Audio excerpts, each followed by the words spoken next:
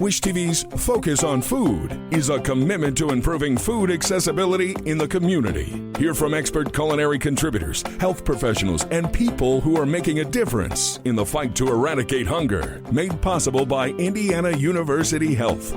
We want to give our families healthy foods, but some of our everyday favorites may be hiding bacteria that could make us sick. An investigation from Consumer Reports reveals last year's riskiest foods. Well, the good news, you don't have to give them up. Here is how you enjoyed them safely.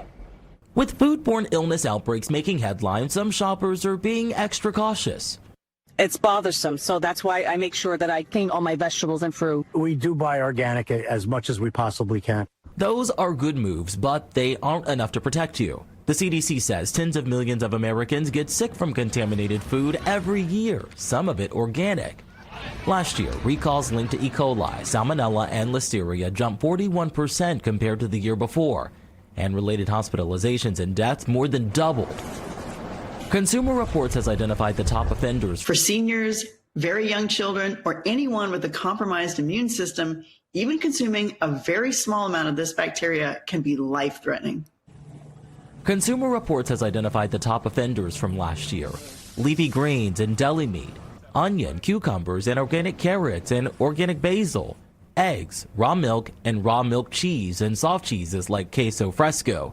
Contamination can happen anywhere along the food chain, on the farm, during processing, even in your kitchen. Recent budget cuts could limit what the food agencies can do. That's why it's so important to know how to protect yourself at home. To minimize risk, always cook meat to the right internal temperature using a thermometer. Use separate cutting boards for raw meat and produce. Clean surfaces thoroughly and skip rinsing raw meat, which can spread bacteria. Store meat on the lowest shelf in the fridge and never leave food out for longer than 2 hours or 1 hour if it's hot outside.